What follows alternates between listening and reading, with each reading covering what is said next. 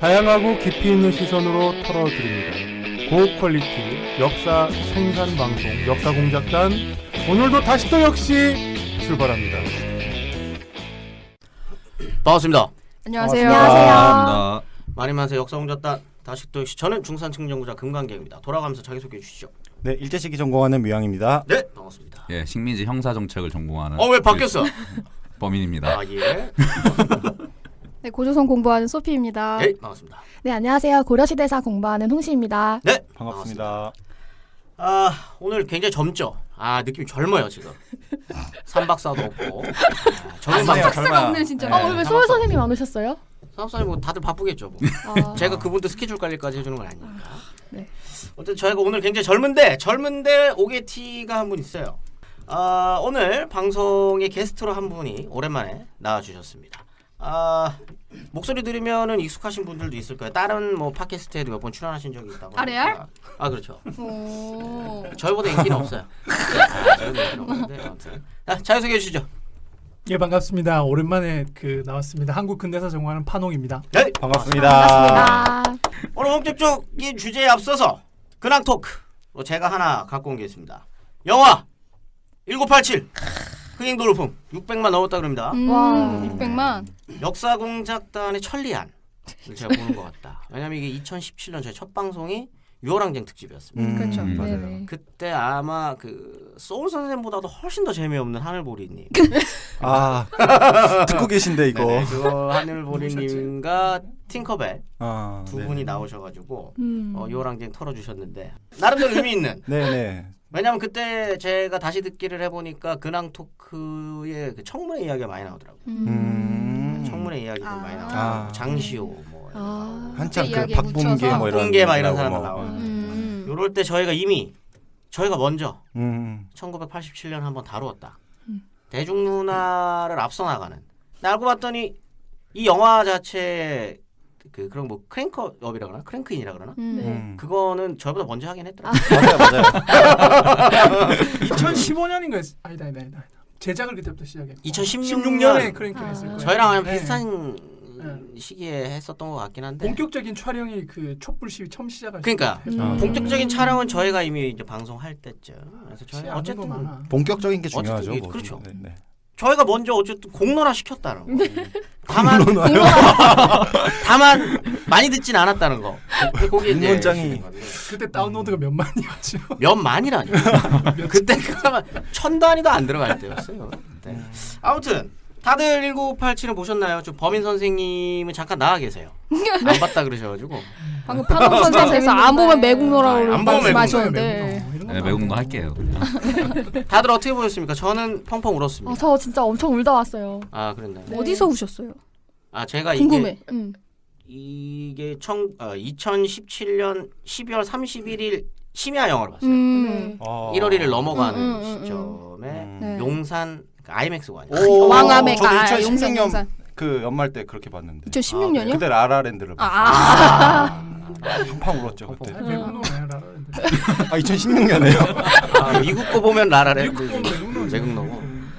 다들 뭐 우는 거 말고 뭐 어떤 또 의미 있는 어떤 그런 지점들을 찾아서 역사학자로서 또 이렇게 또 근대 선생님도 먼저 말씀해 주셔야 될 것 같은데요. 이거는 이 영화를 보자마자 저희가 판홍 선생이랑 술자리에 가셨는데 네. 엄청 또 말씀 많이 해주셨어요. 한번 해주시죠. 이제 어땠습니까? 손수건 다 젖었고요. 근데 무슨 말 했죠? 제가 기억이 안 나. 영화 괜찮았다고. 잘 만들었어요. 일단 영화가 그냥 잘 만든 것 같고요. 이게 영화 팟캐스트는 아닌데 그래도 만듦새가 괜찮았던 것 같아요. 그냥 일단 좋았던 거는 등장인물마다 캐릭터가 다 살아있더라고요. 한 명 한 명마다 캐릭터를 버리는 게 아니라 다 살아있고, 그리고 그 역사적 고증도 되게 잘 돼 있잖아요. 근데 흔히 이런 영화가 빠지기 쉬운 딜레마 중에 하나가 이제 5.18도 그렇고 뭐 한국전쟁도 그렇고 심파로 빠지잖아요. 그렇죠.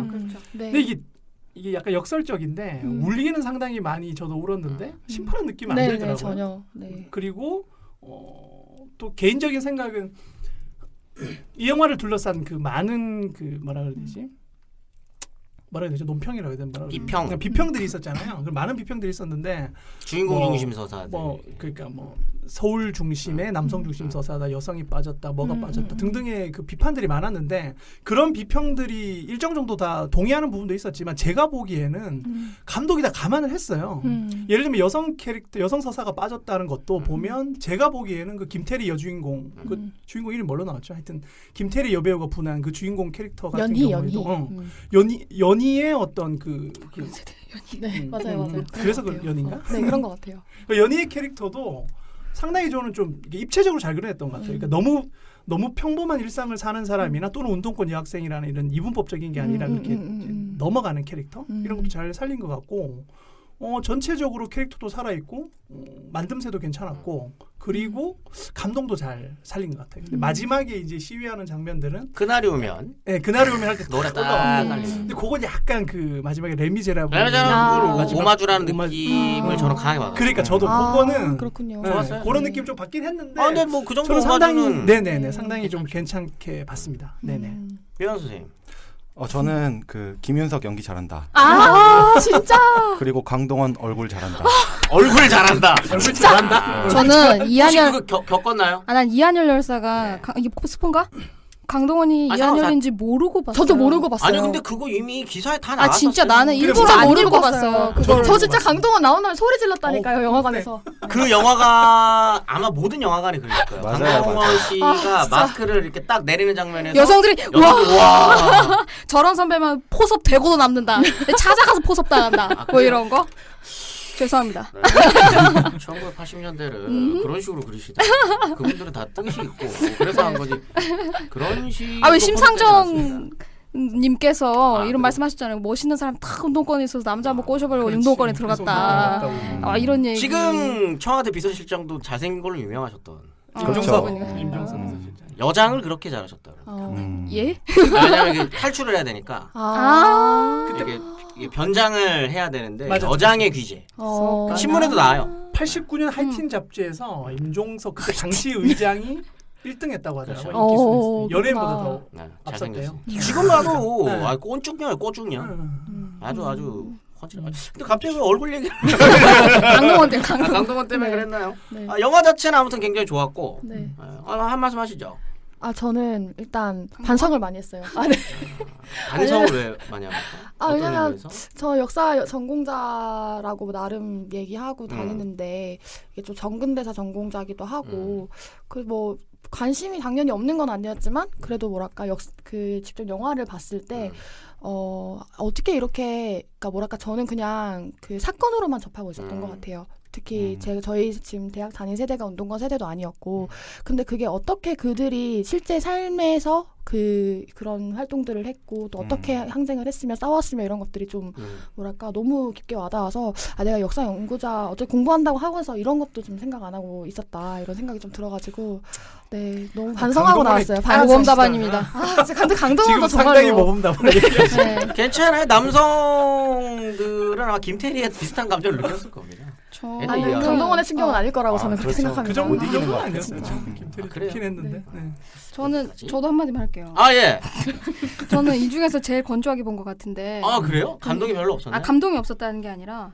재미가 없었다. 아니 그런 것도 아니고. 신선하지 않았다. 조용히 봐. 한 번만 더 해봐요. 저는 그렇게 생각해요. 저는 그러니까 영화의 역할이 무엇인가라는 것을 생각했을 때 저는 너무 다큐멘터리 보는 생각이 들어가지고 그래요? 네. 이게 다큐멘터리처럼 보여지기 때문에 더 괜찮았을 수도 있고 저같이 다큐멘터리이기 때문에 약간 뭔가 그래도 영화라면 서사 구조가 분명하고 임팩트가 있어야 되는데 글쎄 그러니까 영화를 보고 나면 항상 잔영이 남잖아요. 근데 1987 보고 나서 잔상이 안 남는 거예요. 그래요? 엄청 많이 남았는데. 그게 이게 수용자에 따라서 그렇죠. 다른데, 다르시죠. 있나 봐요. 그래가지고 이게 되게 많이 뭐가 버무려져 있잖아요. 민족 이념, 뭐 반공, 뭐 이런 이념도 있고, 그리고 민주화 이념, 그리고 김태리로부터 시작되는, 그러니까 가까운 곳에서 당한 사람으로부터 인해서 내가 그것이 점점 퍼져나가는 그런 과정을 그리는데 택시 운전사도 마찬가지고 변호인도 마찬가지고 그러니까 내가 알고 있는 식구가 다쳐야지만이 그 각성을 하는 아. 그런 부분이 좀 속상하기도 하고 아니 그게 사실이긴 하지만 그리고 강동원이 꼬시러 왔잖아요. 너 포섭하러 왔어. 꼬시러 왔다. 꼬시러 왔다. 같이 함께하지 않겠니? 동지를 그렇죠. 이제 선동 그럼요. 선전하러 왔는데 전 유시민 선생이 얘기한 선동 선전의 그거 재정의가 너무 멋있기 때문에 그렇게 하러 왔을 때 너는 식구들 생각 안 하냐? 라고 했을 때 난 참을 수가 없다. 마음이 아프다. 이렇게 얘기는 저는 둘 다가 공감이 가요. 그래서 좀 뭔가 또 그런 임팩트가 있어야 되지 않았나 하는 생각이 들어서 좀 아쉽기도 한데 근데 1987이 영화화된 게 처음이라면서요. 네네. 아니, 그런 면에서는 굉장히 그런 입지전적인 의미가 있는 영화가 아닐까라는 또 맥락도 고려해 봤을 때 그렇게 생각해야 될 것 같아요. 예. 처음 만들었는데 이 정도 만들었어요. 그럼요. 5.18 소재 영화는 되게 많잖아요. 묵직하죠. 이게 제 친구도 그 1987을 보고 괜찮다고 했는데 지루하다는 얘기를 하더라고요. 근데 저는 하나도 지루하지 않았었거든요. 근데 그게 뭐냐면 아까 서사구조 얘기를 하셨는데 저는 이제 전개 과정을 대강 아니까 서사구조에 대한 그림이 머리에 그려져 있는 상태에서 제가 미처 몰랐던 디테일들이 상당히 많이 나오잖아요. 거기 보면 다큐멘터리처럼 그런 디테일도 많이 나오니까 그런 서사 구조 자체가 어떤 인식을 하거나 머리에 들어있는 사람은 거기에 대한 좀 이렇게 그 공허함이 없었던 것 같고 그런 것들이 채워지지 않은 사람이나 또는 더 나은 서사 구조를 원했던 사람한테는 그게 부족해 느낄 수 있을 것 같아요. 저는 그냥 6월 항쟁 자체가 서사가 아니었는가 좀 그렇게 생각했었거든요. 6월 항쟁 자체가. 저는 뭐 그냥 훌륭한 영화였다라고 생각이 들어서 별다른 코멘트를 하지 않을 거고. 일단 봐라는 거. 그렇죠. 보세요. 선생님은 일단 보시고 안 보시겠다는 의지를 표명하셨대요. 보내세요. 지금 주무실 것 같아요. 네. 진짜로 보내야 돼. 엔딩 크레딧까지 꼭 보는 게 좋을 다 것 봤어요. 같아요. 저도 다 네. 봤어요. 후원 이런 것까지 다 보고. 영화 1987 앞으로도 1000만 영화까지 갈 수 있는 또 그런 뒷심을 또 발휘해 주길 바라면서 그랑 토크는 이 정도로 접도록 하겠습니다. 네. 역사공작단 다시 또 역시는 청취자 여러분들의 소중한 후원금으로 운영됩니다. 지금 들으시는 이 방송이 유익하셨다면 저희 역사공작단에 쌈짓돈 한번 후원해 주시는 건 어떨까요? 후원은 팟빵 후원하기 버튼을 클릭하시거나 저희 공식 계좌로 쏴주시면 됩니다. 공식 계좌는 국민은행 048401 김태현입니다. 1,000원도 감사해 받겠습니다. 많은 청취자 여러분들의 소중한 후원을 기다리겠습니다.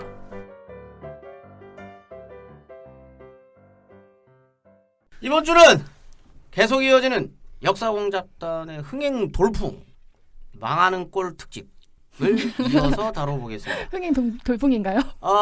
저희 또 옆에 소피 선생님께서 소피 아니고 소피 선생님께서 다뤄주셨던 고도선 네. 이 방송이 아주 흥행했습니다. 핫하죠. 네, 아주 아니, 핫한 난 진짜 궁금해요. 아주 핫한 흥행. 아니 오늘 120이던데요. 네네네. 그 교육 출판 쪽에서 11위. 네. 와. 굉장히 높은 순위까지 올라가 있는데 지금 근데 저희는 아직 배고프죠? 순위에 배고픈 사람입니다. 어쨌든 나라 마을골 특집을 이어서 다뤄보도록 하겠습니다. 저주에 신라를 망하게 했던 후삼국과 고려까지 간단하게 살펴봤는데 각 시기별 전공자들이 자신이 공부하는 시대가 저물어가는 모습을 방송해주고 있습니다. 그래서 오늘은 고려가 망하는 꼴도 한번 봐야겠다. 이런 또 생각이 들어서 준비한 방송입니다. 홍시 선생님이 준비해 오셨는데요. 고려가 망하는 장면을 살펴보기 위해서는 무엇이 먼저 이야기돼야 됩니까? 일단 적폐 문제를 얘기를 적폐. 해야 될 것 같아요. 지금이랑 비슷하네요. 뭐 적폐청산. 네, 그렇겠죠. 네. 적폐 청산이 이 14세기 중반 이후에 네. 이 고려 지배층의 최대 과제였던 것 같아요. 그런 표현이 나옵니까? 적폐. 그렇진 않고 그래요. 그냥 제가 만든 건데요. 네, 그냥 사실 해주시죠. 네 교과서에서 폐단이라고 나오는데 폐단. 네 그냥 제가 붙여봤습니다. 네 죄송합니다. 네. 네, 그래서 당시에 적폐가 상당히 많이 쌓여 있었어요. 네. 뭐 여러 가지로 있는데 뭐 정치적인 것도 있고 경제적인 것도 있고 네. 또 사회적인 것도 있고요.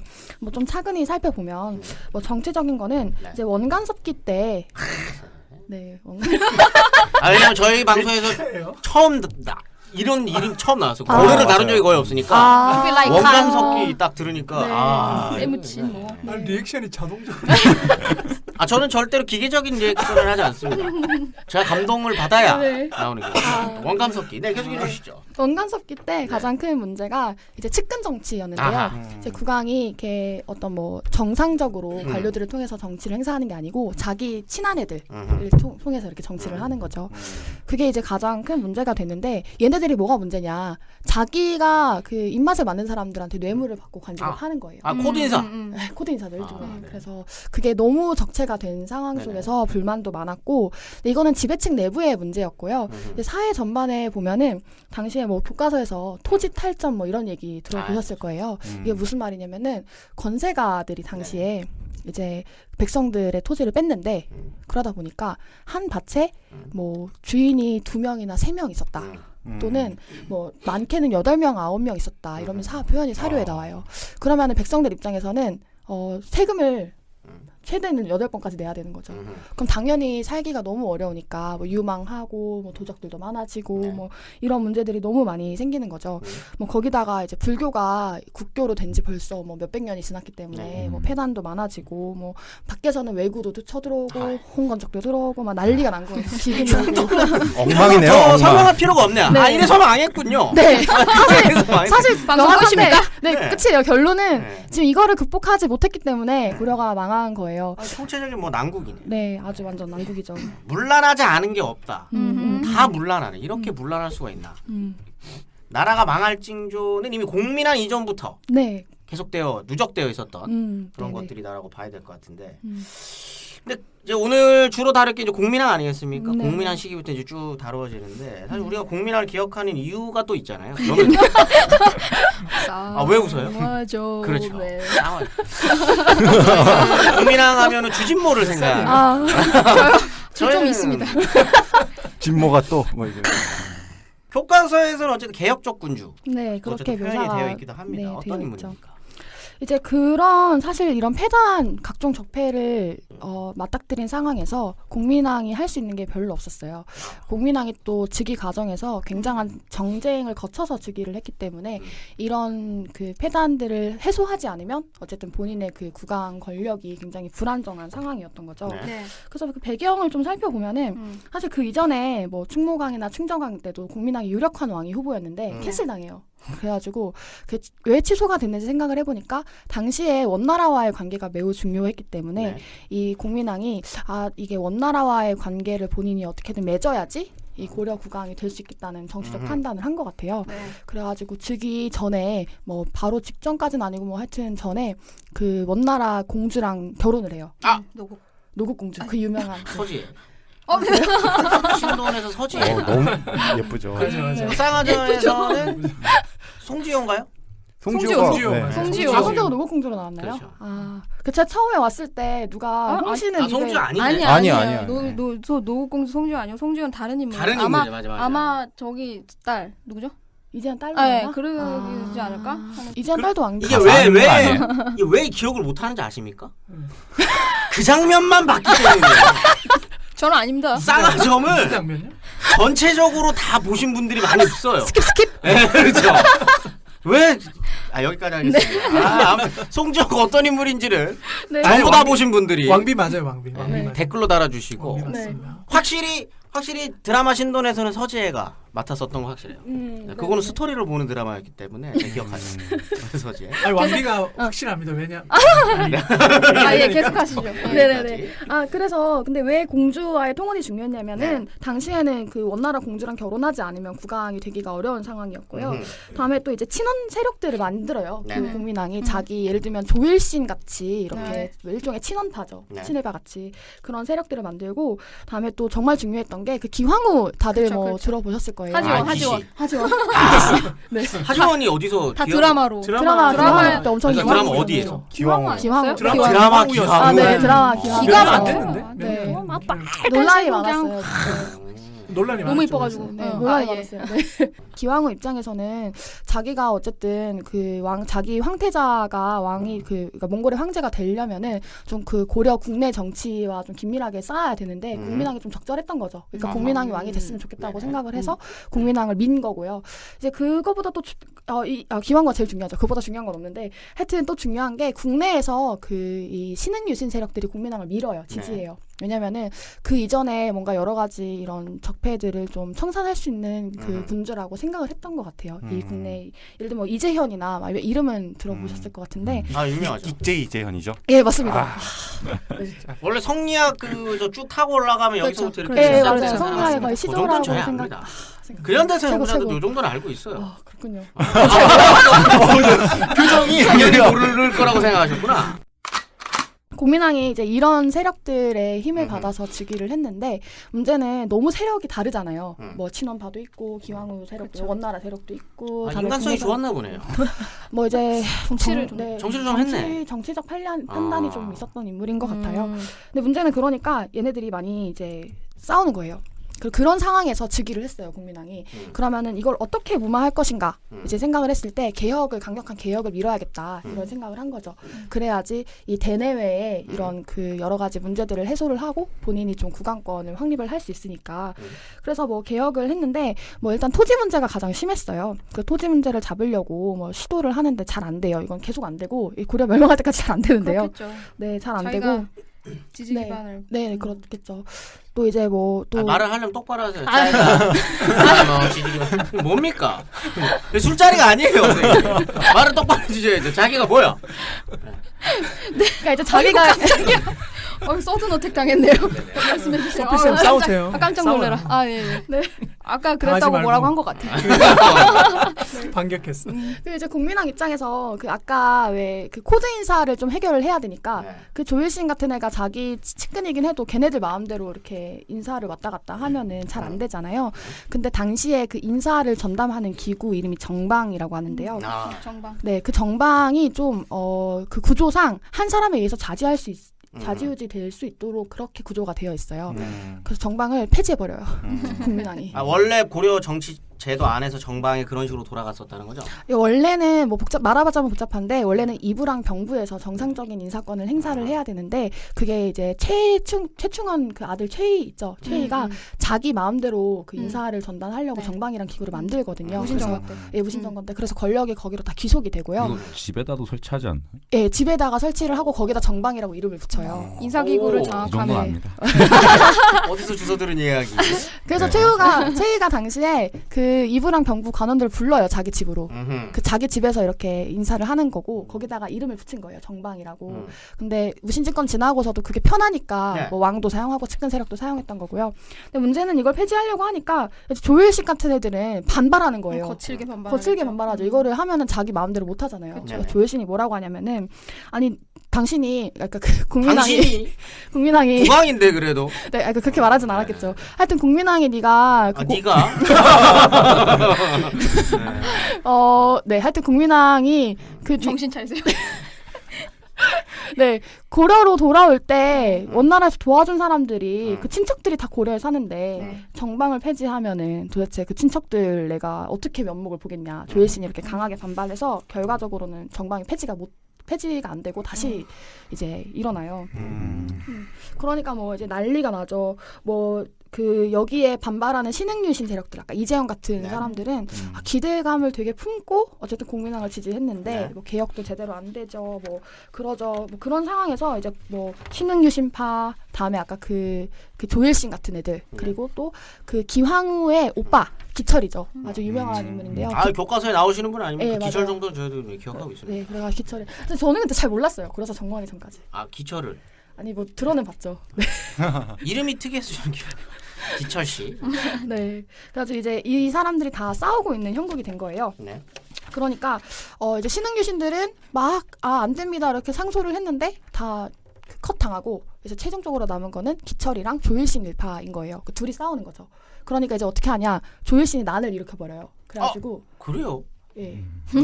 조일신 씨 어디서 많이 들어봤다 그랬는데 조일신의 난. 네. 이런 이야기가 교과서에 있나요? 기억 안 나요. 조일신의 난 이런 얘기가 있었군요. 어쨌든 어떻게 됩니까? 당연히 뭐 안 네. 됐겠지. 우리가 기억하지 못한다는 거는 크게 임팩트 있는 난이 아니었다는 소리거든요. 그 이제 조일 씨는 그 기철 일파를 죽이려고 난을 일으킨 거거든요. 네네네. 그랬는데 잘 안 돼요. 안 음. 돼가지고 결국 뭐 조일 씨는 뭐 당장 난이 안 됐다고 해서 죽은 건 아닌데 문제는 그 국민왕이 네. 이제 상황을 지켜볼 수 없겠다. 이래서 조일 씨는 제거해 버리는 거예요.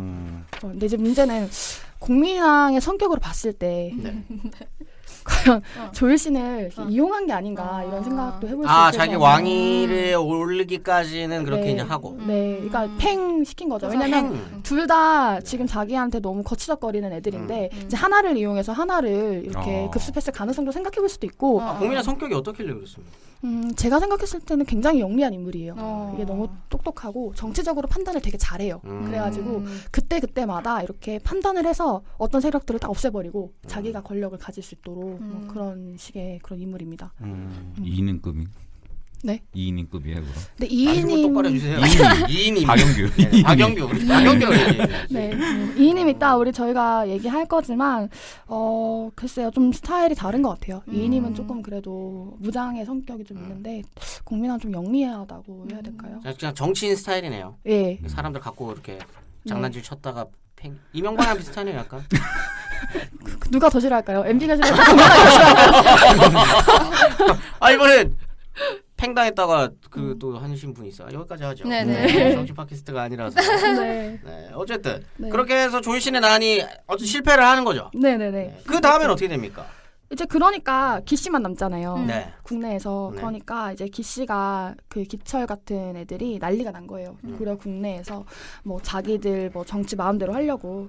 근데 하필이면 또 국제 정세가 이 기 씨 일파를 되게 도와줘요. 왜냐면은 그 국민왕이 즉위한 지 얼마 안 돼 2년 국민왕 2년에 그 기황후의 아들이 이름이 어려워요. 아유르 시리다라라는 그 아들인데요. 그 아들이 결국 황태자로 책봉이 돼요.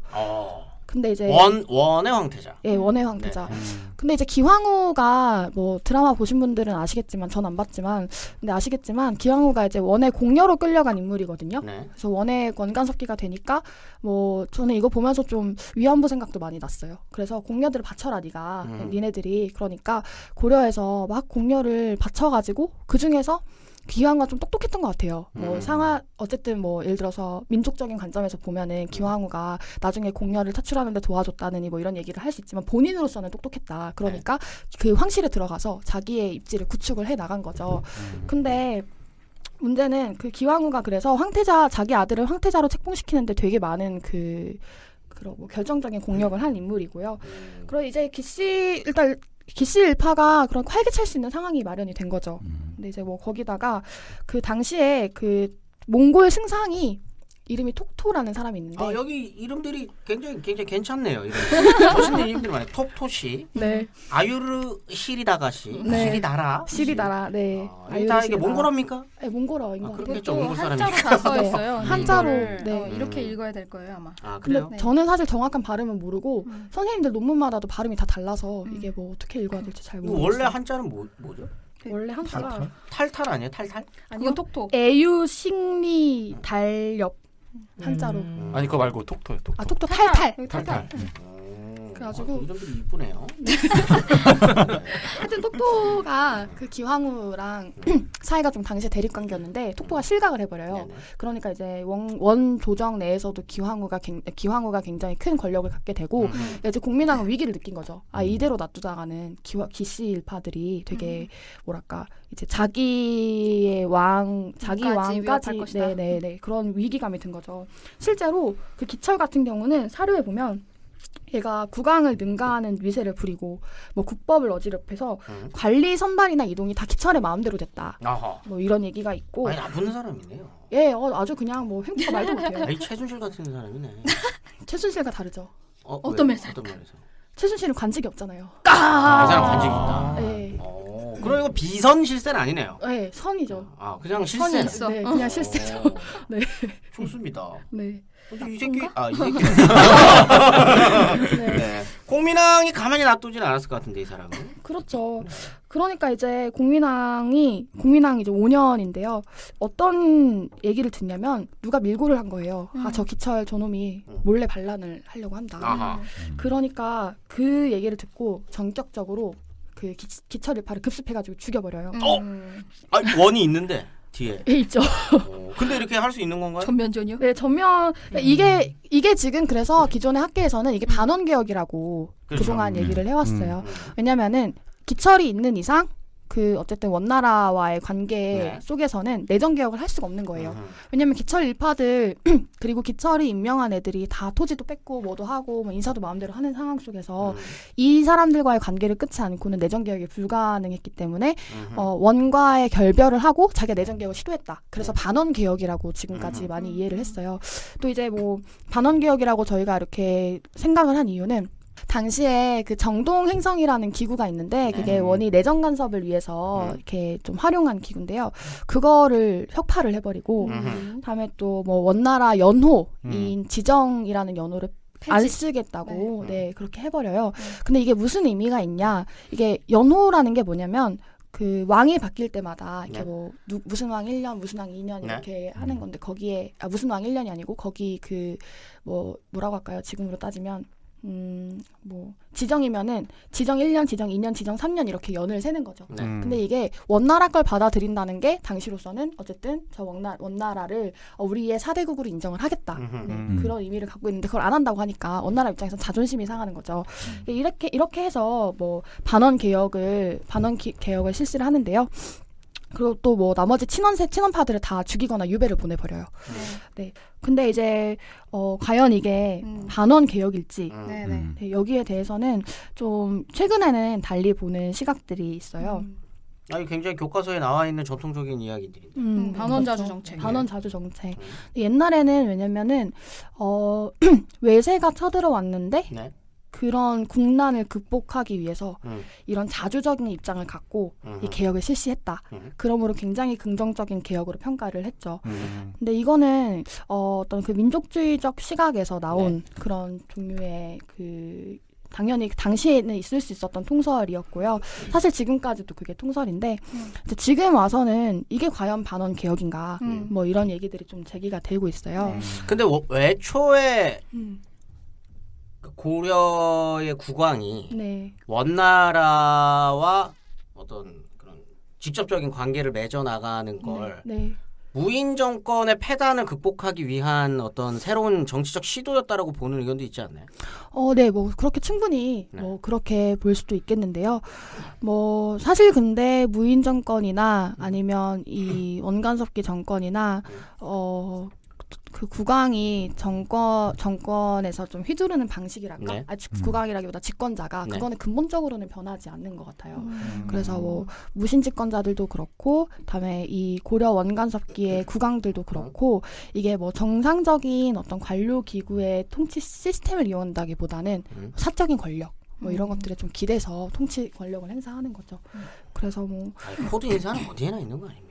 여기 반원 개혁이라는 여기서 그냥 네. 제가 디테일한 팩트는 잘 모르는데 이게 교과서에 들고 통설적으로 원간섭기라는 용어를 쓰잖아요. 그렇죠. 네. 저는 이 용어가 이 용어가 가지는 함의가 상당하다고 생각해요. 물론 여기에 관해서 좀 그 지적했던 학자분도 계신데, 그러니까 원간섭기라는 용어가 그러니까 우리도 일제시기, 일제강점기, 식민지기라고 하잖아요. 네. 그러니까 여기서 저도 잘은 모르지만 최근 연구에서는 원간섭기를 좀 뛰어넘는 수준에서 원의 영향이 강했다는 식으로 고려 후기 연구가 이제 진행되는 걸로 알고 있는데요. 대몽고 울루스 뭐 이런 네. 표현 쓰지 않나요? 네, 그러니까. 그렇죠. 이런 식으로 진행되는데 과거의 역사학자들이 그걸 대면했을 때 민족주의적 관점에서 그 사료들을 대면했을 때 네. 이걸 해결을 해야 되는데 네. 고려의 자주성도 살리고 원의 그 사실상 지배 같은 이 실체도 네. 살려야 돼서 네. 그 고안의 용어가 원간섭기인 것 같아요. 그 원간섭기라는 용어가 딱 가지는 프레임이 상당한 것 같아요. 그래서 네. 그게 있으니까 이걸 자연스럽게 극복해야 되는 거예요. 반원 자주개혁론이 나오는 네. 것이고. 네. 네. 원간섭기를 극복해야 돼요. 그렇죠. 극복해야 돼요. 우리 극복해야 민족사 되는 쪽에서. 대상이죠. 네. 그 조선이 또 뜨게 되는 거죠. 또 새롭게 네. 극복하고. 최근에는 근데 뭐 원간섭기 말고 대안으로서 왜 원간섭기가 가지는 그 문제가 많아요. 그 용어가 왜냐면은 이게 실제로 뭐 간섭이라는 용어 자체도 애매할 뿐더러 뭔가 좀 그렇지. 뭔가 역사적 용어로 안 어울리는 것 같잖아요. 간섭한. 그러니까 잘 쓴 거죠. 네. 간섭. 간섭으로 야, 뭔가 묘하게. 간섭. 약간 좀 그렇지 네. 않아? 좀 시초해 보이지 않나? 야, 간섭하지 마. 야, 공민아 이렇게 얘기한 거 같아. 야 이제 우리한테 간섭하지 마 너. 이런 느낌이잖아요. 짜증나. 짜증나. 이런 느낌이라가지고. 이렇게 받으시죠. 네. 근데 그 이제 원도 그게 기존에는 너무 중국식 원만 생각을 했다. 이게 사실은 몽골 유목 민족에서 그렇죠. 기원을 한 거고 그 몽골식의 관습과 뭐 이런 생활 습관이나 정치 운영 시스템이 그렇죠. 사실 한쪽과 많이 달라요. 아우 많이 뭐 다르죠. 이런 것들을 고려해서 뭐 몽골 복속기라고 해야 된다고 하시는 분도 몽골 있고. 복속기. 네, 요즘 나오고 있어요. 그렇죠. 아니면은 이거를 왜 규정을 하냐? 시기만 얘기하면 된다. 뭐 13세기 중반, 뭐 14세기 뭐 이런 식으로 그것도 어. 역반응 아닌가요? 오히려 원을 지우고 싶어하는. 뭐 그럴 수도 네. 있겠죠. 그렇게 다양한 얘기가 나오고 있는 음. 상황이에요. 그래서 뭐 지금 또 이 반원 개혁으로 봐야 할 것인가도 사실 같은 문제 의식에서 최근에 나온 건데요. 맞는 것 같아요. 뭐 어떤 분들은 이게 그 이 고려 공민왕 네. 공민왕이 그 이 원정부를 공격한 게 아니라는 거예요. 그냥 기철 세력을 공격한 건데 기철 세력 및 원 황실 세력을 공격하라는 거죠. 근데 문제는 기철 세력이 원을 대표할 수가 없다는 거예요. 기황후가 원 내에서도 다기한 정치적 입장이 있는데 그 중에서 기황후와의 관계만 이렇게 끊고자 한 거다 이렇게 얘기하시는 분들도 있고 네. 또 제가 좀 설득력 있다고 판단되는 거는 어떤 분은 뭐라고 했냐면은 반원은 사실 결과라는 거예요. 그렇죠. 반원을 목적으로 해서 이런 개혁을 한 게 아니고 본인의 정치적 목적을 달성하려다 보니까 자연스럽게 반원이 됐다 이렇게 네. 얘기를 하는데요. 네. 이게 왜냐면은 몽골은 유목민족이잖아요 원래. 그렇죠. 그러니까 이 그 다른 그 집단과 관계를 맺을 때 통혼으로 관계를 맺는데 네. 그러니까 국가 대 국가라도 예를 들어서 몽골과 그 고려라도 이게 국가 대 국가의 관념이라기보다는 가문 대 가문의 통혼이다라고 이렇게 인식을 했다는 거예요. 네. 근데 그렇게 봤을 때는 고려 왕실이 그 고려를 대표하는 가문이잖아요. 네. 그런 그 대표하는 가문으로 그 몽골 황제의 사이가 됐는데 그러니까 가족 관계를 맺은 거죠. 근데 그러면은 그 권위에 기대해서 이 권력을 발휘할 수가 있는 거예요. 근데 문제는 이 시기에 기씨 일파가 황제랑 더욱 긴밀한 관련을 맺잖아요. 황태자 곧 있으면 황제가 될 수도 있는데 그렇죠. 고려 출신들이 그렇게 되니까 공민왕은 더 이상 기존처럼 이제 몽골의 권위에 기대서는 이 권력을 행사할 수가 없게 됐기 때문에 네. 자연스럽게 이 몽골과의 관계를 끊어야지만 자기의 정치적 입지를 확보할 수 있다. 뭐 이렇게 보시는 분이 있더라고요. 그래가지고 그렇게 보시는 분이 누굽니까? 네, 뭐 네. 원래 실명 걸으라고 이러고 좀 민감한 건가요? 아니 민감한데 네, 이명미 선생님이라고 이 이명미 선생님. 왜냐면 최근에 서울대에서 박사 받으신 예. 분이요. 청취자분들이 또 그런 거를 말씀해 주시는 걸 좋아하시는 분들이 또 있어요. 맞아요. 네. 논문이 되게 재밌어요. 박사 논문이 책으로 나왔는데요. 그게 그 한자도 많이 없고. 네, 한참 네 거의 그때 그렇죠. 그 식민지기는 막 그렇게 강조를 하면서 원간섭기는 간섭기야라고 넘어가는 것도 사실 식민지 아니 뭐 뭔가라는 생각도 드는데 그래서 반원 정책으로 만들어진 공민왕의 상이잖아요. 네네네. 그거를 극복해낸 네네네. 연구로서 되게 네. 의미가 있는 것 같아요. 저도 그렇게 이게 생각해요. 삼국통일론이 과연 문무왕이 처음부터 네. 삼국통일에 대한 의지가 있었는가. 요새는 또 요새란다 또 오래되시긴 했지만 그래서 네. 이국통일론이다 백제만 먹으려고 했었다. 뭐 이런 얘기도 많이 네네. 나오잖아요. 그렇죠. 저희 방송 안 들으셨어요? 많이 나왔습니다. 들었습니다. 백년 선생님이 방송도 하셨는데. 왜 그럼요. 그러니까 아니, 근데- 그런 거의 맥락에 연구사적 맥락에서 되게 재밌는 그렇죠. 표현인 것 같아요. 지금으로서는 재밌는데 전통적 학설에서 보면 발전 서사에 발전과 극복, 독립 서사에 네, 네. 약간 방해가 되죠. 그렇게 배치되는 봤을 때. 사례니까. 근데 이게 실질적인 이유에 더 맞는 것 같아요. 그렇죠. 그리고 지금은 우리가 극복해야만 할 시대적 과제가 그때처럼 처절하지도 않고 오히려 그런 연구사들이 있기 때문에 이런 연구소가 나오죠. 네, 그럼요. 네. 시대가 좀 변하고 있는 거죠. 그렇죠. 연구 지형도 조금 변하고 있는 거죠. 그렇죠. 어쨌든 공민왕의 개혁적인 움직임이 이제 반원적이었는지 아닌지를 좀 떠나서 공민왕이라는 군왕이 어쨌든 군왕이란 표현 써도 되는 거죠? 군왕? 뭐 네, 국왕? 그렇죠. 군주, 뭐 군강, 군왕. 이 사람이 어쨌든 집권한 후에 고려 사회가 전체적으로 큰 변화의 움직임을 맞았다. 요거는 맞는 얘기인 것 같아요. 보통 이런 부류의 드라마에서는 이제 항상 요때 정적이 이제 들리죠. 등장하게 되는데 네. 인생 실전 아니겠습니까? 국민안의 움직임에 반대했던 무리들이 있게 마련일 텐데 대부분 반대하는 세력의 경우 이제 이전 체제에서 이권을 장악하고 있던 사람들이 많겠죠, 당연히. 네, 그렇겠죠. 뭔가 사회를 자꾸 변화시키려고 그러니까. 네. 누굽니까? 그게 사실 좀 대외 정세랑 맞물려 있는데요. 이게 국민왕 한 8년, 그러니까 10년 정도에 두 차례 홍건적이 침입을 해와요. 홍건적. 네, 빨간 그 두건을 쓰신 분들이라고 해서 네네. 홍건적. 네, 이 그렇죠. 정도는 또 제가 깨. 노란 두건 쓰면 황건적. 황건적. 네. 빨간 두건 쓰면 홍건적. 네. 네. 왜 웃으세요? 대단하세요. 왜 비웃으십니까? 아 국적 물어볼까? 황건적은 국적이 어딘지, 홍건은 어딘지. 그런 디테일한 걸 좀. 어쨌든 홍건적이 두 차례 진입해온다. 네. 2차 제일 때는 대경이 함락당해요. 수도가. 네. 그래서 복주라고 해서 네네. 지금 이제 안동 지역인데 그쪽으로 피난을 가게 돼요. 네네. 근데 이제 그 국민왕의 정적들은 잘됐다 싶은 거죠. 어허. 그렇잖아요. 난리는 났죠. 국왕은 도망가죠. 네, 이런 상황이니까 국민왕의 측근 세력이고 또 친원파인 김용이라는 사람이 국민왕을 시해하려고 하다가 실패하거든요. 아 측근 세력인데. 네. 아 개새끼. 욕을 때요. 그러니까 이때 노국공주가 나쁜 역할하지 놈이네요. 않습니까? 예, 노국공주 역할을 하죠. 이게 그 노국공주 사료도 나온 건데요. 몸으로 막았다. 네, 그러니까 흥왕사의 난인 여걸이요. 이게, 네, 그러니까 이게 국민왕이 무서워가지고 들어가서 저기 이불 속에 숨어 있는데 노국공주가 밖에 나와가지고 문을 지키고 있는 거예요. 그래가지고 굉장히 섬약한 분이셨군요. 까는 것 같은데. 넘어갑시다. 섬약한 분. 네, 뭐 근데 글쎄요, 노국공주 국민왕이 그렇게 했다고 볼 수도 있겠지만 노국공주는 저 넓은 몽골 초원에서 아, 아, 네가 자랐기 나를 때문에, 뵈면. 중국에서 자랐겠지만 어. 네, 그렇기 때문에 좀 시력이 굉장히 기계가 좋으셨겠네요. 기계가 있지 않았을까. 아, 하여튼 그 일이 국민왕한테는 되게 노국공주를 음. 더욱더 사랑하게 되는 계기였나 봐요. 그래서 노국공주가 날 가져요. 이렇게 공식적으로 이렇게 반포한 조사에서도 그 얘기를 하거든요. 시력이 좋은 노국공주. 시력 8.0. 네, 아 그래요, 진짜. 저희 그 국민의 배우자님이 그 낭설이랍니다. 낭설이야. 그러니까. 네, 어쨌든. 네. 근데 그게 왜 측근 세력인데 시해하려고 했냐면 국민왕이 친원파를 자꾸 제거하려고 하잖아요. 그러니까 위협을 좀 느꼈던 것 같아요. 그 김용은 친원파였거든요. 그냥 우리도 언젠간 잘릴지 모른다. 그럴 수도 있겠고 또 뭐 모르겠죠. 여러 가지 정치적 상황을 좀 상정해 볼 수 있을 것 같아요. 네. 또 이뿐만이 아니고 이건 이제 내부에서 반란이 일어난 거고 네. 국민왕 12년에는 제 그 중국에서 쳐들어와요. 원에서. 어떻게 쳐들어오냐면 그 기황후가 이제 좀 국민왕이 자기 말을 잘 들을 거라고 생각하고 밀어줬는데 얘가 지멋대로 하잖아요. 그리고 자기 오빠를 죽였잖아요. 이제 좀 감정이 안 좋은 찰나에 이 심리를 누가 이용해서 최유라는 사람이 이제 막 아부에서 기황후한테 붙은 거예요. 그러니까 기황후는 이제 복수를 해야겠다. 일단 그 생각도 있고, 다음에 이 몽골 조정에서 자기 황태자가 어쨌든 이렇게 황태자 자기 아들이 황제가 돼야 되잖아요. 그거를 하기 위해서는 이 고려라는 그 국가의 좀 왕을 자기 입맛에 맞는 사람을 하고 싶었던 것 같아요.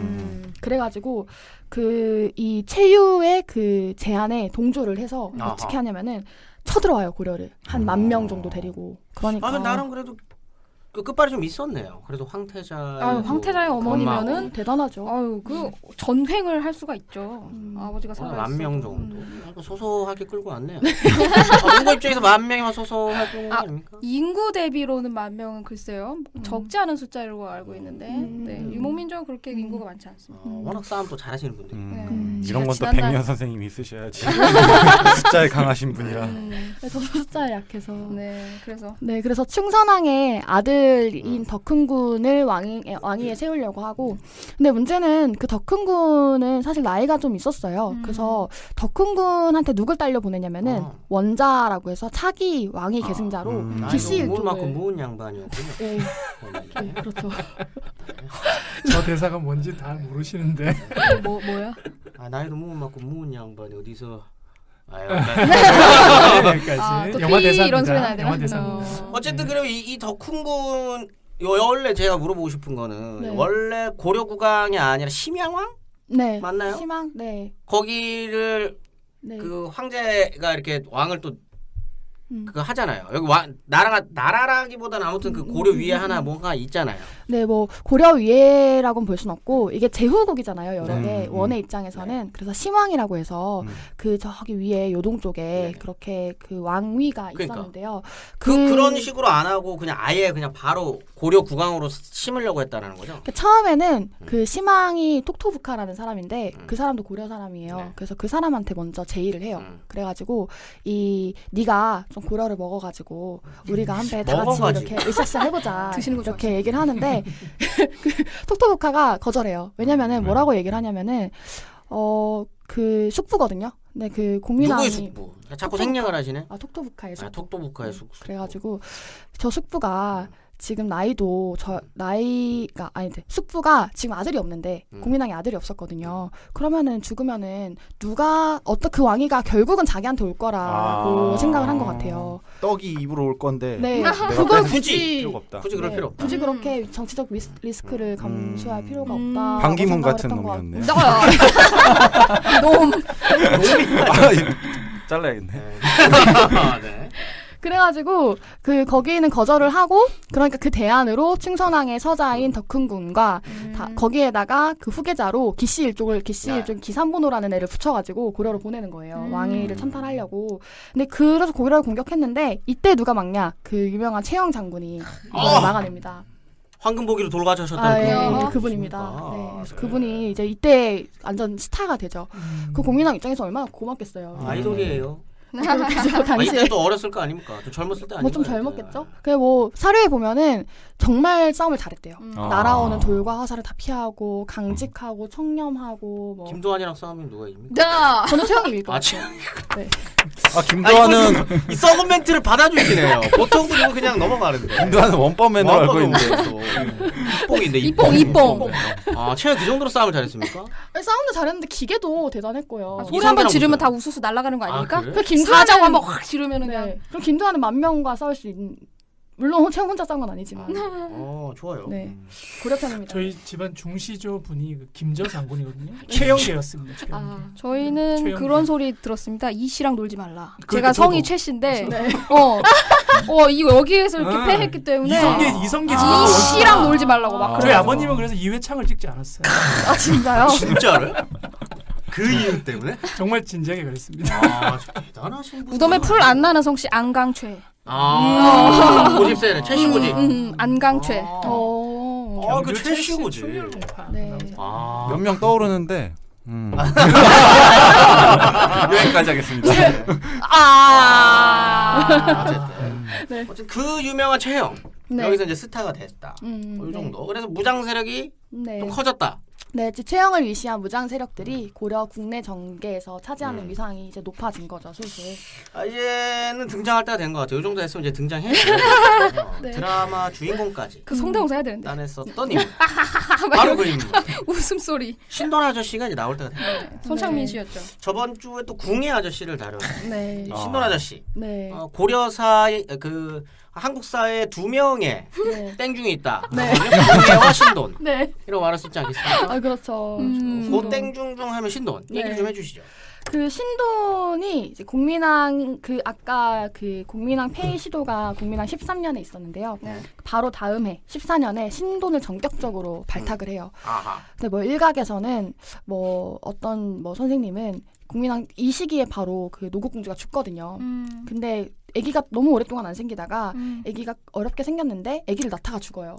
여성 사망이죠. 네. 노공주님. 노고공주가 그러니까 죽으니까 뭐 제가 뭐 서지혜 씨. 좀 이따가 이제 말씀드리겠지만 공민왕이 너무 시리에 많이 빠지는데 그래서 자기가 뭐 정치를 좀 하기 힘들어서 대신 해줄 인물로 신돈을 등용했다고 보시는 분도 있는데 아하. 제가 이제 그 뒤에 공민왕의 행보를 봤을 때 그거는 좀 아닐까라는 저는 그렇게 생각을 해요. 그래서 신돈을 이제 등용을 하는데요. 신돈은 노비의 그 아들이었어요. 엄마가 노비였거든요. 반야? 네, 반야는 그 신우. 네네. 첩이죠. 그 네네. 신돈의 와이프가 되는 사람인데 하여튼 신돈이 그 그 어떤 뭐 사람이 소개해서 공민왕이랑 이렇게 만났는데 공민왕이 얘기를 해보니까 너무 똑똑했다는 거예요. 신돈이. 그리고 이제 공민왕이 신돈을 전격적으로 등용하면서 뭐라고 하냐면은 이제 공민왕이 그 당시에 이 수많은 세력들의 좀 염증을 느끼고 있었던 것 같아요. 개혁을 지금 벌써 몇 번이나 시도하는데 안 되잖아요, 얘가. 그러니까 뭐라고 하냐면은 막 대대로 벼슬한 높은 집안들은 지들끼리 이렇게 막 끼리끼리 논다. 그렇죠. 그리고 그 초야의 신진, 그러니까 저기서 이렇게 새로 이렇게 좀 새로운 인물들을 캐스팅하면은 걔네들은 조금만 이제 높이 올라가면은 자기 집안이 부끄럽다고 생각해서 명문가랑 결혼을 해버린다. 네, 그러니까 처음에 그 뜻은 다 없어진다. 그리고 뭐 성리학이 당시에 많이 들어오고 있었는데요. 성리학을 배워서 사실 사회를 개혁하려고 해야 되는 그 유생들은 본인 유약하다. 유약하니까 다 마음에 안 드네요 지금. 마음에 안 드는 거죠. 혹시 다 마음에 안 들어? 그러니까 신돈을 등용한 거죠. 그래서 땡준 거예요. 왜냐면은 이 사람들, 그러니까 신도는 뭐냐면은 세상과 떨어져 홀로인 인물이라고 얘기를 하면서 등용을 해요. 그러니까 이 사람이 혼자니까 걸릴 것도 없고, 그러니까 이 강력한 개혁 드라이브를 자기가 할 수 있겠다라고 판단을 하고 이제 등용을 한 거죠. 네. 이때까지는 땡중이 아니었네 그러면. 뭔가 그래도 개혁 의지를 가지고. 사실 내추럴본 땡정이었던 것 같아요. 아 그래요? 네. 아, 왜냐면은 사료에 땡중이다. NBD. 왜냐면은 그 신돈이 그 사료에 보면 진짜 온갖 만행이 많이 나오는데 뭐 자기한테 이제 권세를 얻었잖아요. 그러니까 자기한테 부탁을 하려면 처첩을 보내라 그래요. 와이프들을 보내라. 색을 밝히셨네요 또. 장난이 아니죠. 색을 밝히시는 분이에요. 근데 그냥 보내는 게 아니고 그 처첩한테 뇌물을 들려서 나한테 보내라고 해요. 근데 돈을 갖고 들어가. 돈을 갖고 와이프 바치라는 거죠. 대단하신 분이네요. 그래서 너무 웃긴 게 별실을 만들어요. 그래서 별실을 만드는데 거기가 너무 좁아서 거기는 혼자밖에 못 들어온다.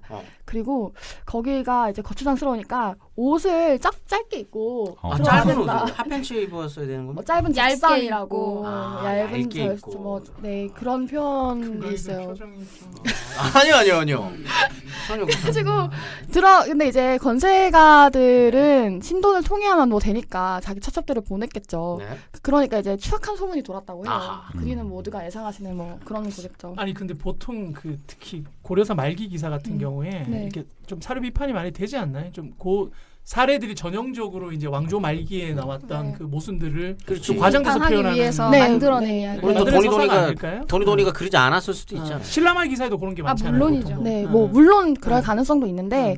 근데 저는 그렇게 생각하는 게 이게 어떤 그 사료상 근거가 없었으면은 이런 말이 나왔겠는가 저는 이런 생각을 하고요.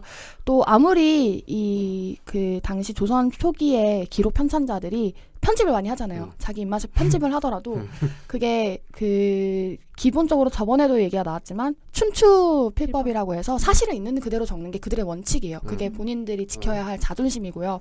다만 이제 뭘 싣고 안 싣고는 본인들의 판단에 따라 다른 거죠.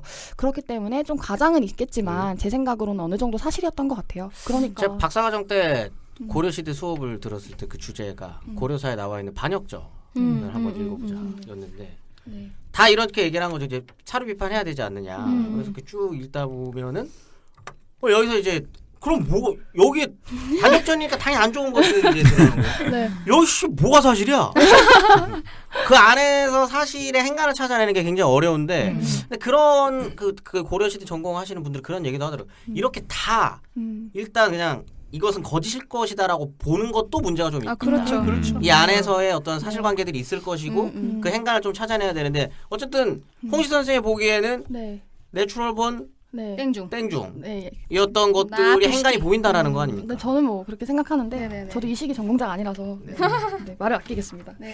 하여튼 신동이 이제 와서 뭘 하냐면은 지금까지 계속 문제가 됐던 토지를 자기가 해결을 해야겠다 생각을 한 것 같아요. 자기가 쥔 게 없어서 가감히 할 수 있었던 거 아닐까? 그럴 수 그렇겠죠. 있을 것 같아요. 그래서 뭐 전민 변정 도감이라고 도감. 하는데 이게 뭐냐면은 그 토지 빼앗긴 백성들의 토지를 제대로 돌려주는 네네. 그런 사업인 거예요. 그리고 또 막 노비된 사람들. 그죠. 건세가들이 막 노비로 강제로 만든 사람들을 다시 그 양인이라고 해서 그 일반 세금. 신분으로 네. 이렇게 풀어주는데요. 양인들이 세금을 내거든요. 그래서 양인화가 그렇죠. 굉장히 세수 받고. 중요해요. 그렇죠. 그래서 그 아까 그 편향적인 고려사 판단찬자들도 여기에 대해서 뭐라고 하냐면은 이 영이 발표되니까 그 건세가들이 많이 빼앗은 땅과 백성들을 그 주인에게 돌려줌으로 온 나라가 기뻐하였다라고 평가를 해요. 예. 그러니까 이제 뭐 이런 효과음. 네. 그렇지만은 이제 뭐 근본 개혁은 사실 좀 실패했고요. 네. 그다음에 여기서 중요한 게 성균관을 다시 만들어요. 아하. 네. 그래서 다시 그러니까 만들었다기보다는 좀 침체되어 있는데 그걸 부흥했다고 해야지 좀 정확한 표현일 것 같은데요. 아, 뭔가 좀 많이 하긴 하네요. 많이 해요. 부분이도? 네, 실제로 뭐 이거 말고도 여러 가지 개혁들을 실시를 하는데요. 이제 뭐 재밌는 거는 신도는 불교 승려였는데 네. 이 성균관이라는 굉장히 유학적인 그런 기관을 만들고 그리고 이 성균관으로 인해서 그 뒤에 우리가 알고 있는 수많은 사대부들 뭐 이색, 정몽주, 건근 모국. 다 모국 네네네. 전부 다 이 성균관을 통해서 데뷔한 인물들이에요. 이거 얻어 걸린 거라 보면 됩니까 이런 거는? 그래서 뭐 얘가 저 선배가 신돈의 아이들이다. 그들은 아하. 얻어 걸린 겁니까? 뭐 그렇겠죠. 얻어 걸린 거다. 생각하고 한 게 아니다라고 생각하시고. 아니 뭐 당연히 이제 신도 그러니까 저는 이럴 때 봤을 때 국민왕의 의지가 많이 좀 반영이 되지 않았겠나 네, 이런 생각. 그리고 저는 한편으로는 그 이때까지는 유교랑 불교랑 그렇게 사상적인 전쟁이 치열하지 않았다. 여말선초에 조선을 세우기 위한 사대부들에 의해서 이제 극복해야만 했던 대상이기 때문에 불교가 그때 가서 이렇게 표현돼요. 영혼의 전쟁이다라고 얘기가 되는데 그때 극렬하게 됐지. 이때까지만 해도 그래도 유교와 불교가 서로의 그 특장점을 서로 이용하는 그런 작업이 전개됐다고 저는 알고 있습니다. 신돈의 아이들이 세운 나라에서 신돈을 이렇게 평가하네요. 그렇죠? 네. 썩을 것들. 썩을 것도 이거 아주 이 새끼들 이거 나쁜 놈들이네. 어쨌든 신도는 내추럴본 땡중이었지만 네. 어쨌든 어떤 그런 공민왕의 개혁적 의지들을 네. 좀 반영을 하면서 나름의 네. 개혁을 어떤 급물살을 좀 타게 되는 그런 것들은 좀 확인할 수 있는 거네요. 그렇죠. 네, 그랬지만 왜 신돈이 개혁이 실패하지 못했냐? 일단 개혁이 실패하지 네, 못했냐? 개혁이 개혁이 실패- 실패했겠지. 개혁이 성공하지 못했냐? 네네네. 왜 못했냐면은 땀 일단 닦고. 개혁 대상은 검문세족이에요. 가만히 있을 리가 없죠. 음. 그 권세가들이 그 자기 땅 뺏어서 다시 주인다는데 그거 가만히 그래, 있겠어요. 그쵸. 아니, 땅이 핵심입니다. 네, 내 건데. 그러니까요. 믿을 것은 땅뿐이니까요. 네. 그래. 그때는 뭐 지금도 지금도 부동산이 막 마찬가지죠. 엄청난데요. 지금 국토부 장관 네. 땅 조사해 봐야 됩니다. 김현미 장관님 코인 다 본인의- 필요 없어요. 부동산이에요. 듣고 계십니까? 본인의 부동산 네. 공개를 떳떳하게 하시고 그 다음에 딱딱딱. 그 다음에 이제 부동산 대책을 내놓으시는 아니 겁니다. 할아버지 강남에 땅 못 사셨던 너무 그러시는 거 아니에요? 할아버지가 또 수유리의 땅을 사셔가지고 아이고. 수유리는 어쨌든 네, 그래서요. 이제 그것도 그렇고 그 신흥 유신들, 막 그 성리학자들 입장에서는 네. 마음에 안 들죠. 막 온갖 비행을 일삼잖아요. 근데 성리학은 굉장히 도덕을 강조하기 때문에 네네. 이런 일은 있을 수 없습니다. 거기도 또 반발하죠. 뭐 이러니까 뭐 여러 번 그 신돈 제거 모의가 진행이 됐다가 공민왕이 좀 실드를 쳐줘요. 그래가지고 결국 실패했고 이제 결국 뭐 공민왕 20년에 그 공민왕에 의해서 팽당하게 됩니다. 신돈이. 제거되죠. 손창민 씨가 이렇게 공민왕은 신돈을 숙청을 해야지 이제 또 국내외의 그런 반발들을 무마할 수 있다고 판단을 했던 것 같아요. 그러니까 이 시점에서 제거한 게 아닌가 이런 생각이 들어요. 예 어쨌든 난잡한 인물은 맞는 것 같아요. 굉장히 난한 인물이다. 네. 난한 인물이고 난. 또 개혁적인 모습들 그가 행했었던 이런 것들은 봐서 나는 또 강단은 또 있었던 네. 또 이런 인물이 그러니까 뭐 토지부터 이런 거 어쨌든 또 네. 했던 거 아니겠습니까? 칼을 빼들었죠. 이제부터가 이제 우리가 네. 흔히 어떤 대중매체에서 나와서 네. 공민왕의 이제 모습들이 어허. 본격적으로 등장하는 시점이 네. 될 텐데 조인성과 주진모 아저씨 주진모 영화배우 주진모가 두 분이 있습니다. 아. 맞아요. 네. 아, 진짜? 여기서 주진모는 잘생긴 주진모 잘생긴 주진모. 아 못생긴 주진모도 있어요? 못생기라기보다는 아기에서 짝이 짝이 그 사람이 주진모. 아 소. 모르셨습니까? 몰랐어요. 구라칠 때 상대방 눈을 보지 마라. 이 주진모 씨. 니도 곧 일이 된다. 그 주진모 씨는 아니고 여기 싸가점의 주진모는 요즘에 나쁜 녀석들에 나오는 그 주진모 씨. 어쨌든 잘 요 두 분이 이제 생각나는 파트인데 이제 본격적으로 국민왕이 네. 망조를 향해 달리려고 하는 네. 그런 거 아니겠습니까? 얘기를 좀 해주시죠. 국민항이 이제 자기가 신돈 쫓아낸 다음에 그 자기가 다시 내정 개혁을 실시도 하고 다음에 자기 호위 부대인 자재위를 설치를 하는데요. 자제. 유명하지 않습니까? 정말 유명하죠. 자재위. 여기 송중기가 이걸로 데뷔했잖아요. 그렇죠. 그 그래요? 알몸신. 아, 송중기. 송중기. 우리 송중기가 오빠. 싸가지고 이럴 수가. 아. 네, 우리 오빠. 아, 이거 홍윤이 조인성 아닌가요? 거기. 조인성도 아니, 있고. 홍윤이죠. 조인성도 있고. 여기 자재위 출신들이 다 떴어요 보면. 송중기가 요거 출신. 아 그렇구나. 네네. 자재위를 하여튼 설치를 자세히 해가지고 보세요. 네. 네. 집에 가서 아니, 이제 복습할게요. 아까 얘기했던 그 제가 네. 고려 말기 기사의 어떤 문제점 얘기를 자재위 얘기 네. 많이 하잖아요. 그렇죠. 네. 자재위가 그냥 호위 부대가 아니라 뭐 아, 국민왕의 그쵸, 뭐 그쵸. 남색이었다 네, 뭐 네. 이런. 가면 맞습니다. 네, 그 얘기가 이제 중요한데요. 이 국민왕이 23년에 그 시해당해요. 누구한테 시해당하냐면은 그 자재위들한테 조인성한테. 네. 홍윤이나 뭐 그런 용관 측근들인 한간 최만생이라는 사람한테 시해당하는데요. 이유를 몰라요. 왜 시해를 당했는지. 네. 그 기록에도 기록에는 있죠. 이제 기록에는 이제 뭐라고 하냐면 기록을 이제 어디까지 믿어야 될지 이걸 잘 모르겠는데 뭐라고 합니까? 기록에서는 국민왕이 본래 여자를 좋아하지 않았대요. 음. 그리고 그 공주가 그래서 살아있을 때도 잘 안 갔다는 거예요, 공주한테. 근데 공주를 굉장히 사랑했거든요. 그래서 이게 어떤 심리인지 사실 저는 플라토닉 사랑인가? 그럴 수도 있고요. 공주가 왕비 아닌가요? 네, 왕비죠. 네, 노공주. 왕비. 왕비를 아, 사랑했거든요. 노공주. 노고공주를 네. 사랑했거든요. 그러니까 자재위를 설치한 다음에 뭐 나이가 어리고 예쁜 용모를 가진 자를 선발을 한 다음에 남자로. 그렇죠. 남자로 당연히 그렇죠. 호위 부대거든요. 네. 그래서 원래는 뭐 정치적으로 좀 해석을 해보면 그 국민왕이 개혁을 하려면 자기의 사병 같은 조직이 필요했고 그래서 좀 뭐 이런 호위 부대를 했다는 말도 있는데 하여튼 사료에는 이렇게 나와요. 자기도 여장을 하고 이렇게 예쁜 부인처럼 이렇게 화장을 하고 어린 여종을 방 안에 들여서 이렇게 홍윤한테 강간을 시킨 거예요. 그 자기가 본 거죠. 일종의 관음증이죠. 그럼 싸가좀 영화는 나름대로 이러한 고증을 그런 고증을 해줬다라고 사료 보는다. 비판을 하지 않은 사료를 그쵸. 그대로 보여주는 그대로 거죠, 보여주는 영화가. 그렇죠. 이 고려사 기록입니까? 네, 네. 대단하죠. 어. 네. 그래서 성리학자들은 정말 공민왕이 싫었나 보네. 신돈과 공민왕을 아주 때려 죽이려고. 그렇겠죠. 네. 이 정도로 그렸다라는 거는 정말 치욕적으로 그린 거잖아요. 뭐 만약에 이게 사실 아니라면. 네, 그렇겠죠. 음. 그리고 이게 뭐 그 정도면 다행인데 그래서 좀 보다가 이제 마음이 동하면은 그 자기도 들어가서 관계를 가졌다는 그런 기록도 있고 다음에 좀 진짜 여기서부터는 이제 뭐 논란이 좀 되는 그러니까 사실인지 아닌지 정말 몰라요. 근데 뭐라고 일단 사료상에 나와 있는 거니까. 네네 왕이 그러니까 후사가 안 생기잖아요. 네. 그러니까 자재위를 시켜가지고 자기 비드를 강간을 하게 한 거예요. 그러니까 뭐 보면은 저는 사료 보면서 너무 마음이 아팠어요. 그래서 어떻게 하냐면은 그 이재현의 딸인 혜비라는 사람이 있는데 그 사람은 끝내 이제 그 강간을 거부해요. 거부하니까 국민왕이 결국 못 하고요. 다음에 또 뭐 익비 한씨라는 사람이 있는데 그 사람은 결국 나중에 홍윤이라고 추정되는 사람의 딸을 가지거든요. 아이를 가지는데 익비 한씨는 강간을 거절하다가 국민왕이 화가 나가지고 칼로 치려고 하니까 그러니까 이제 두려워서 억지로 따랐던 거예요.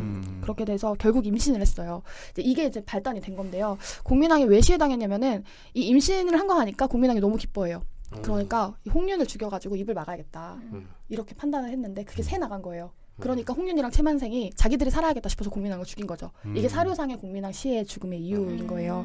또 근데 어떤 그 다른 비는 뭐 강간 당할 때 막 머리를 풀면서 해치고 맨발로 목을 매면서 나 절대 안 된다고 못하겠다고 이렇게 반발을 하니까 왕이 겁이 나서 그만두게 했다고 그런 기록이 있어요. 그러니까 이게 시에 관련된 이런 기록들이 어디까지 사실인지도 알 수가 없고 또 성리학자들의 시각으로 왜곡된 거일 수도 있지만 어쨌든 당시에 이런 유언비어가 떠돌아다녔던 건 사실인 것 같아요. 그리고 또 이런 국민왕의 만행들이 어쨌든 시의 원인을 제공하지 않았을까 이런 생각이 좀 듭니다. 여기도 나름대로의 행간이 있었기 때문에 또 그런 말도 안 되는 썰이라고 볼 수는 없는. 뭐 진실일 수도 있죠. 사실 잘 모르죠. 저희 입장에서는. 그렇게 갑자기 발 빼지 마시고 갑자기 이게 다 잘해주시다가 뭐 진실일 수도 있죠. 그러니까 뭐 네, 아마 연구를 좀 해야 될 것 같고 이게 왜 죽었는지 그리고 사실 쉽게 생각할 수 있는 거는 정적들이 이런 그 국민왕의 행실을 이용해서 국민왕을 시해할 수도 있는 거잖아요. 그리고 이렇게 덮어 씌울 가능성도 얼마든지 있는 거고요. 그렇죠. 이런 것들은 좀 그 연구를 해봐야지 알 수 있는 사안인 것 같아요. 흥미로운 이야기들이 좀 많이 나왔습니다. 남색 공민왕 아저씨 네. 나오고 드라마 영화의 단골 소재로 사용되게 했었던 이야기들이죠. 사료에 나온 공민왕에 대한 이야기들을 어디까지 신뢰할 수 있느냐 이런 건 둘째 치더라도 어쨌든 결과적으로는 너무 또 제가 결과만 갖고 또 얘기하니까 제가 또 비역사적인 또 사람이 되는 것 같아요. 어쨌든 결과적으로 보면 망국의 한가운데서 나라를 다시 일으키지는 못했었던 거죠. 다 실패했잖아요 지금. 네. 말년도 안 좋았고 그의 역량이 문제였는지 상황 자체가 돌이킬 수 없었던 어떤 그런 부분이 있었는지는 여러 가지 또 해석들이 나올 수 있을 것 같습니다. 아무래도 이제 당대로 왕조국가였으니까 국왕의 위치라고 하는 게 중요할 수밖에 없고 네. 나라가 망국으로 치닫는 데 역할을 다하지 못했었던 거는 또 이 사람의 책임도 네. 따님 있는 거죠. 네. 어쨌든 오야붕 되네요. 어쨌든 이거 왕 아니겠습니까? 이제 그런 면에서 마지막으로 이제 홍시 선생님께서 공민왕을 어떻게 평가하실 수 있는가? 네. 이 망국의 어떤 책임이 있는 네. 이 공민왕에 대한 평가 좀 얘기해 주시죠. 네, 제가 공민왕을 좀 이번에 찾아보면서 공부하면서 생각이 든 게 이게 학계나 교과서에서는 대체로 이렇게 원에 대항해서 국내 개혁을 단행한 개혁 군주로 묘사가 됩니다. 이게 그 원에 맞서 싸운 그런 식의 왕으로 묘사가 되고 또 한편 대중적으로는 영화 쌍화점의 영향인 것 같아요. 네네. 그래서 공민왕의 성적 취향이 좀 부각이 되는데요. 제가 네이버에 공민왕을 치면은 공민왕 게이가 바로 아 그래요? 네, 처음으로 뜨더라고요. 연관 검색어. 네, 연관 검색어로 또는 뭐 노국공주와의 절절한 사랑 스토리는 또 많이 아시더라고요. 근데 그게 그럴 만한 게 노국공주가 죽으니까 공민왕이 예술적 감각이 굉장히 뛰어났다고 해요. 글씨도 잘 쓰고 그림도 잘 그리고 그래서 그 남아 있는 건 없죠? 네? 남아있는 게 건 있어요. 없죠? 아 그래요? 어디 뭐 절의 헌판인가? 오. 제가 잘 모르는데 그래가지고 그 그림을 그 노국공주의 초상화를 자기가 직접 그려요. 아. 그래가지고 그거를 걸어놓고 그 앞에 하루 종일 울면서 있는 거예요. 사랑꾼이네요. 사랑꾼이에요. 그래서 공민왕을 이해할 수가 없어요. 그 캐릭터를. 그거 아니야 근데 막 몸으로 막았다 그랬잖아요. 네. 그러면 그 얘기를 하면서 그러는데 그 노국공주 그 초상의 앞에 앉아가지고 막 밥도 먹여주고. 그 리쌍의 발레리노 같은. 아니 초상화에 밥을 내겠다고? 그러니까 이제 너무 힘든 거죠. 사랑하는 사람이 살아있는 것처럼 상실했으니까. 막 이렇게 떠먹이면서. 이렇게 로맨틱하게 그리지 않아? 너 그 미친놈이죠. 그렇죠. 뭐. 초상화에다가 밥 먹이고 있어 미친놈. 오타쿠도 왜요? 왜 그렇게 낭만이 쳐다보십니까? 없어요. 그렇게. 이게 무슨 낭만이에요? 죽은 사람 초상화에다 밥 먹여주는 게. 그만큼 왜 사랑했으니까. 저를 뭐. 네. 저는 인정할 수 없네요. 이걸 로맨틱하게 저 그리고 싶지 않습니다. 그런가요? 근데 공민왕이 노국공주 뒤에 죽은 다음에 국가 재정을 많이 탕진하는데요. 아. 그 이유가 술을 많이 드시나 보네요. 또. 뭐 그렇지는 않고 아 그래요? 그 노국공주를 기리는 그런 영전을 만들려고 거기다가 막대한 재정을 쏟아부어요. 근데 그게 좀 국내 세력들한테 또 뭐 여러 가지로 반발을 샀던 것 같아요. 이게 뭐 너무 국고를 탕진을 많이 하니까 또 그렇게 하려면 백성들 노동력을 동원을 해야 그렇죠. 되는데 그럼 당연히 이제 반발이 있을 수밖에 없죠. 이해하기 굉장히 힘든 캐릭터네. 네, 그래서 저는 이제 어떤 생각을 했냐면 이게 대중에서는 이런 식으로 그 공민왕의 사실 되게 사적인 사랑 문제가 그를 수식하는 그런 이미지로 좀 소비되고 있다 아하. 이런 생각이 좀 들었어요. 그래서 저는 이 공민왕을 좀 보다 입체적으로 이해하려면 이런 양 측면들, 그러니까 사료에 표현된 그런 그의 개인적인 사랑의 문제들, 다음에 그가 사랑의 문제들이요? 사랑 아, 네. 네. 사랑 맞죠? 사랑. 네. 아니 넘어갑시다. 그리고 뭐 다음에 이 망해가는 고려를 어쨌든 개혁을 통해서 그렇죠. 구해보려는 군주로서의 입장도 있을 것이고 다음에 사실 공민왕으로서는 개인으로서는 이 몽골까지 개입해서 이렇게 극단적인 정쟁을 펼치는 속에서 자기가 살아남아야 돼요. 그 속에서는 이 노련한 정세 판단 및 결정을 통해서 자신의 정치적 생명을 유지해야 되는 그런 개인이기도 했고요. 또 뭐 결국 뭐 사랑 때문인지 아닌지 뭐 그렇게 보기에는 너무 좀 역사적인 해석은 아니겠지만 그래서 결과적으로 뭐 자신의 개혁을 완성하지 못한 인물이기도 했다. 네, 이렇게 일단 정리를 해보고 싶습니다. 아니 저 흥미로운 사람이네요, 공민.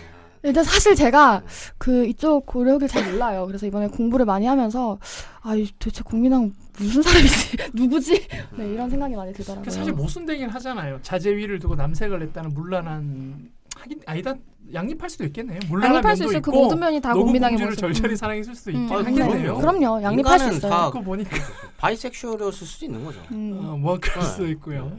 뭐 여러 가지 해석이 가능한. 네. 어쨌든 좀 아니면 재미있죠. 노고공주 이후에 다른 여자는 만나지 않겠다 이럴 수도 있는 거예요. 대신 다른 남자는 만나고. 네. 그래서 제가 아까 계속 말하는 거 이상한 사람이라고. 근데 그게 사실이에요. 왜냐면은 노고공주랑 워낙 오랫동안 애가 안 생기니까 주변에서 다른 후비를 드려라. 그래가지고 후비를 드리는데 처음에 노고공주한테 물어봐요. 그랬더니 노고공주가 그래 쿨하게 좀 처음에는 허락을 해주는데 나중에 후회하는 거예요. 다른 여자를 드렸다는 것 자체가. 그리고 공민왕도 그걸 후회해요.